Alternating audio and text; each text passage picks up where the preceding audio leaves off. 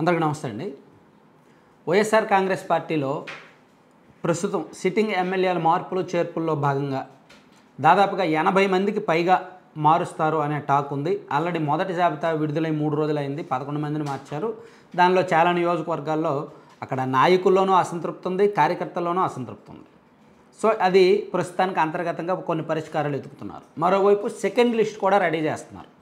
Second లిస్టులో కూడా దాదాపుగా ఒక 18 నియోజకవర్గాలు ప్రకటించడానికి రేపు ఎల్లుండో ప్రకటించడానికి రెడీ అవుతున్నారు.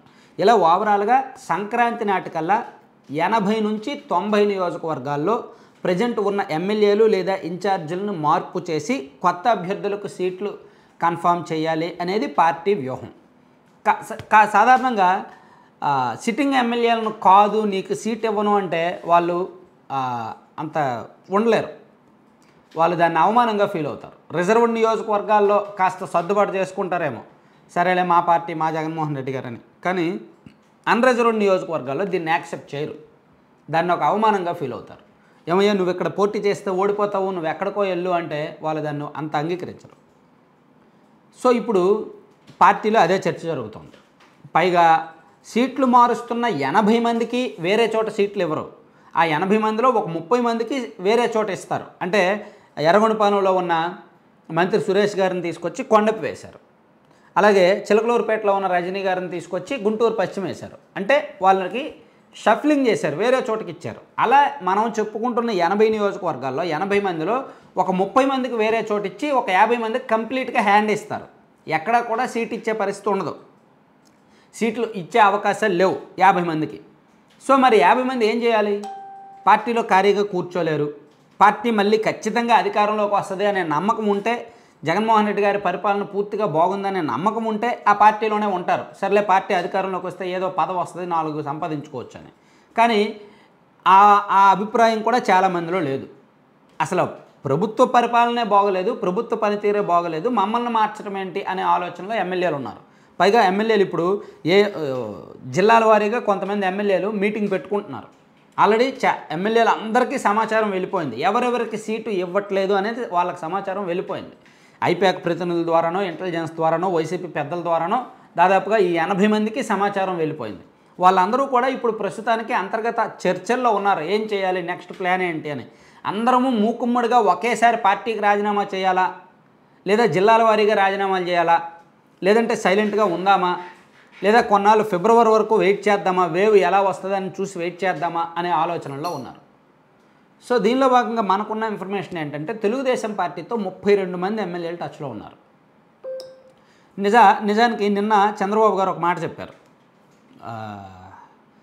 వైసీపీలో వాళ్ళు వద్దనుకున్న వాళ్ళని మేము తీసుకోవడానికి సిద్ధంగా లేము, మాకు కూడా ఉపయోగపడతారు అనుకుంటే, ప్రజల్లో బలం ఉంటే, పనితీరు బాగుంటే, మా సర్వేలు ఆధారంగా మా పార్టీ క్యాడర్ అంగీకారంతో ఎవరినైనా తీసుకుంటాము.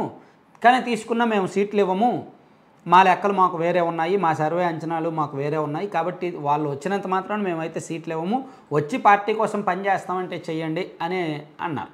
చంద్రబాబు గారు అన్నారు. అంటే దాదాపుగా 32 మంది వైసీపీ సిట్టింగ్ ఎమ్మెల్యేలు తెలుగుదేశం పార్టీతో టచ్లో ఉన్నారు. మనం ఈ విషయాన్ని గత కొంతకాలంగా చెప్తూనే ఉన్నాం. నేను విజయనగరం జిల్లాకు చెందిన 2 ఎమ్మెల్యేలు, నెల్లూరు జిల్లాకు చెందిన 1 ఎమ్మెల్యే, ఆ జిల్లాలకు చెందిన టీడీపీ నాయకులతో టచ్లో ఉన్నారు, మాట్లాడుతున్నారని ఒక 10 రోజుల కిందట కూడా వీడియో చేశాను. సో ఇది గత 3-4 నెలల నుంచి అంతర్గతంగా జరుగుతున్నదే. ఎమ్మెల్యేలు పార్టీ మారడానికి తెలుగుదేశం పార్టీలో రకరకాల స్థాయిలో ఉన్న నాయకులతో మాట్లాడుతున్నారు. చంద్రబాబు గారు టికెట్ కన్ఫర్మ్ చేస్తే ఎస్ మీరు వచ్చేయండి నేను టికెట్ ఇస్తాను అని చెప్తే వచ్చేయడానికి రెడీగా ఉన్నారు.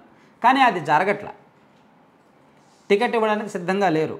కొన్ని చోట్ల ఇప్పుడు నెల్లూరు రూరల్ ఎమ్మెల్యే శ్రీధర్ రెడ్డి గారు ఉన్నారు. అక్కడ టీడీపీకి బెస్ట్ ఆప్షన్ ఆయనే, కాబట్టి ఆయనకు సీట్ ఇస్తున్నారు. తాడికొండలో ఉండవల్లి శ్రీదేవి గారికి సీట్ కన్ఫర్మ్ కాదు, ఆమె టీడీపీకి బెస్ట్ ఆప్షన్ కాదు, మరో అభ్యర్థి ఇంకా బెస్ట్ ఆప్షన్, కాబట్టి అక్కడ ఉండవల్లి శ్రీదేవి గారికి కాకుండా మరొకరికి ఇవ్వడానికి చూస్తున్నారు. అలాగే ఉదయగిరి మేకపాటి చంద్రశేఖర్ రెడ్డి గారు సిట్టింగ్ ఎమ్మెల్యేగా ఉంటూ టీడీపీ పట్ల ఇంట్రెస్ట్గా ఉన్నారు. కానీ ఆయనకి సీట్ ఇవ్వరు, ఎందుకంటే ఆయన అక్కడ బెస్ట్ ఆప్షన్ కాదు. అక్కడ ఇంకా బెస్ట్ ఆప్షన్ కాకర్ల సురేష్ గారు ఉన్నారు, లేదా బొల్లినేని రామారావు గారు ఉన్నారు. వీళ్ళిద్దరిలో ఎవరో ఒకరు ఇవ్వాలనే ఆలోచన ఉంది. సో టికెట్ ఇస్తామో లేదో తెలీదు, మీరు వస్తే పార్టీలోకి రండి, లేదా లేదు మీ ఇష్టం, కానీ వచ్చిన తర్వాత మాత్రం సీట్ అడిగినా సీట్ ఇవ్వలేను, వచ్చినా రాకపోయినా మీ ఇష్టమే, మీ పార్టీ రిజెక్ట్ చేసిందని మా పార్టీలోకి వచ్చి సీట్ తీసుకుంటామంటే అంత ఖాళీగా లేవని చెప్పి చంద్రబాబు గారు చాలామందిని రిజెక్ట్ చేస్తున్నారు. కొంతమందిని హోల్డ్లో పెడుతున్నారు. కాస్త ప్రజల్లో బలం ఉంది అనుకునే వాళ్ళని, మంచి లీడర్షిప్ ఉంది అనుకునే వాళ్ళని హోల్డ్లో పెడుతున్నారు. అలా పల్నాడు జిల్లాలోనే 2 ఎమ్మెల్యేలు ఉన్నారు. పల్నాడు జిల్లాలో 2 ఎమ్మెల్యేలు ఉన్నారు. అలా రాష్ట్ర వ్యాప్తంగా కూడా 32 మంది ఉన్నారు. సో వీళ్ళల్లో కొంతమందిని వద్దంటున్నారు, కొంతమందిని ఒక నెల రోజులు ఆగండి చూద్దామని చెప్తున్నారనమాట. ఇది ప్రస్తుతానికి జరుగుతున్న అంతర్గత పరిణామం. Thank you.